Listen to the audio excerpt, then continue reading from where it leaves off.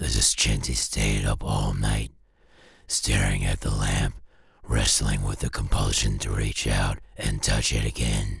Every time I tried to pull myself away, a strange pull, like invisible threads, kept tugging me back, whispering, beckoning me closer.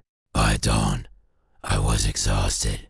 I hadn't slept in days, my mind frayed at the edges. I thought about calling someone, maybe even going back to the shop where I'd bought it, but something deep inside told me it would be pointless.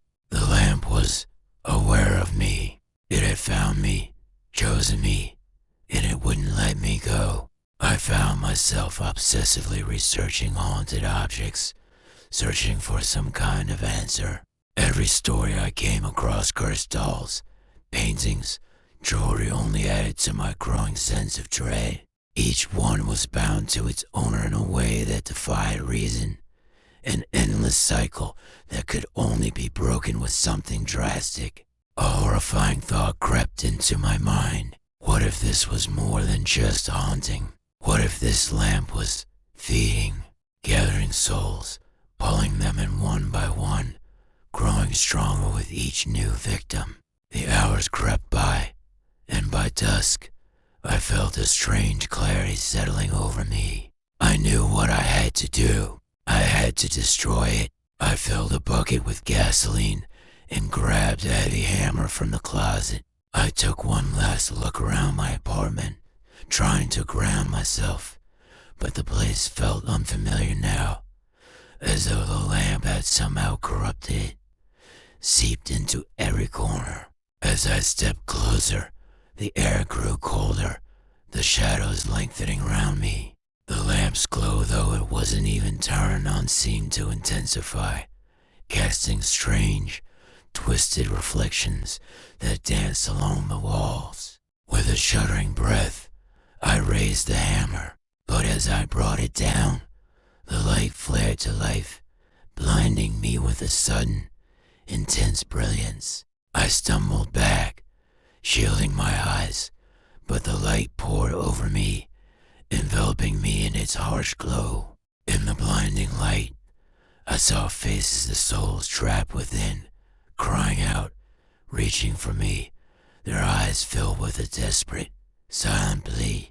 I could feel their pain, their terror, the suffocating horror of being trapped for eternity. "Help us," they whispered in unison, 1,000 voices merging into one. For a moment, my resolve wavered. What if destroying it meant destroying them too? What if this was their only chance to be freed? I lowered the hammer, uncertain, and as I did, the light flickered, its intensity fading. The faces stared back at me, their expressions twisting into something sinister. "You cannot escape us," they hissed. The voices were no longer pleading, but mocking, sinister. The shadows twisted and writhed, growing darker, more insidious. Panicking, I raised the hammer again, but this time it felt impossibly heavy. The shadows pressed down on me, pushing against me as though trying to trap me in place.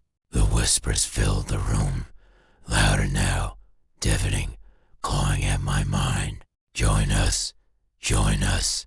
With every ounce of strength I had left, I swung the hammer down. It shattered the lampshade with a piercing crack, sending shards of glass scattering across the floor. The light sputtered, the whispers reaching a fevered pitch, and then silence. The lamp flickered once, twice, and then went dark. I fell back, gasping for air, as the room settled into an eerie stillness. But as I looked around, I realized with dawning horror that the shadows hadn't disappeared. They clung to the walls, darker and thicker than before, as if waiting.